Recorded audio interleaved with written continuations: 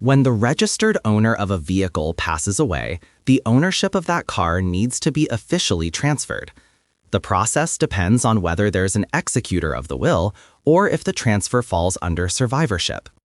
If there is a named executor, that person must be present at the transfer counter with valid ID.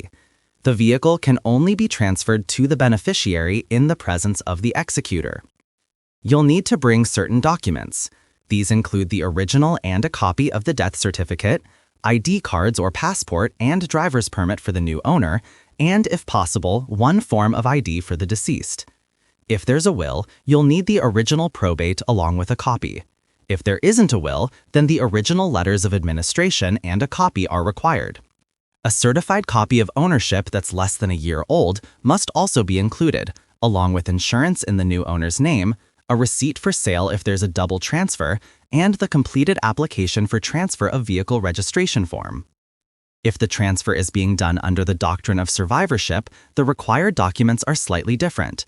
You'll need the original and a copy of the death certificate, a certified copy of ownership that's not older than 1 year, one form of ID for the deceased if available, and 2 forms of ID for the new owner. Insurance in the new owner's name is required, along with a statutory declaration and the completed transfer application form. Once you've gathered the right documents, the Transport Commissioner will guide you through the process step by step.